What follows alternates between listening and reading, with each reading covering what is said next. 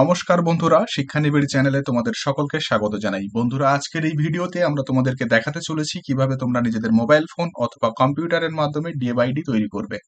একদম নতুন নিয়মে কিভাবে ডে বাই ডি তৈরি করতে হবে এই ভিডিওতে আমরা স্টেপ বাই স্টেপ তোমাদেরকে দেখিয়ে দেব। এবং প্রথমেই বলে রাখি গুরুত্বপূর্ণ যে পয়েন্ট, ডে বাই ডি তৈরি করার জন্য প্রথমে তোমাদেরকে এবিসি আইডি বানাতে হবে। আর এই এবিসি আইডি কিভাবে বানাতে হয় সেই ভিডিও আমাদের চ্যানেলে পোস্ট করে দেওয়া রয়েছে। অতি অবশ্যই ভিডিওটি দেখে নিয়ে প্রথমে এবিসি আইডি বানাও, তারপর ডে বাই ডি বানাতে পারবে। ঠিক আছে? তাহলে প্রথমে এই যে ওয়েবসাইটে আমরা আছি, এই ওয়েবসাইটের লিংক আমরা ডেসক্রিপশন বক্সে দিয়ে দিচ্ছি।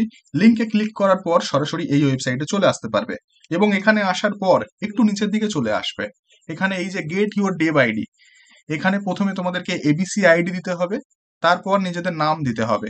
আমরা প্রথমে এবিসি আইডি এন্টার করছি, তারপর তোমাদেরকে নেক্সট স্টেপগুলো বলে দেব। এখানে এবিসি আইডি নাম্বার দেওয়ার পর এখানে বলছে এন্টার আধার নেম, মানে আধার কার্ডে তোমাদের যে নাম রয়েছে সেটা এখানে এন্টার করতে হবে। তারপর এখানে বলছে এন্টার ইয়ার অফ বার্থ, মানে তোমাদের জন্ম সাল জানতে চাইছে।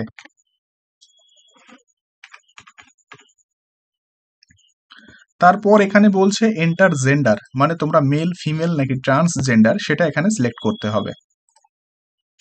তারপর এখানে বলছে কনসেন্ট গিভেন বাই, মানে এই যে ফর্মটা কে ফিল আপ করছে, তুমি নিজে ফিল আপ করছো নাকি অন্য কেউ।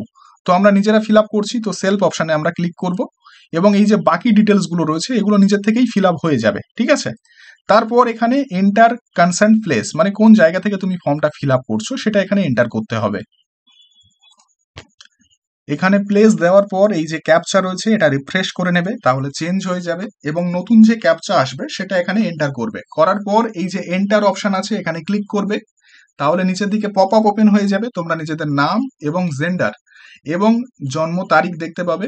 তারপর এখানে তোমাদেরকে ইমেল আইডি দিতে হবে এবং মোবাইল নাম্বার দিতে হবে।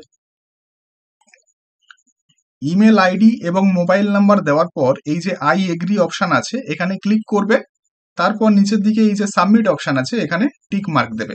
একবারই টিক মার্ক দেবে, তাহলে যে ডেভ আইডি রয়েছে সেটা পপ আপ আকারে এখানে তৈরি হয়ে চলে আসবে। আর এই যে ডেভ আইডিটা রয়েছে এটা তোমরা স্ক্রিনশট নিয়ে নেবে। ঠিক আছে? এইভাবে স্ক্রিনশট নিয়ে নেবে, তাহলে তোমাদের কাছে থেকে যাবে আর এটা প্রিন্ট আউট করে তোমরা নিজেদের কাছে রেখে দেবে। তাহলে আশা করছি বুঝতে পেরেছো কিভাবে ডেভ আইডি তৈরি করতে হয়।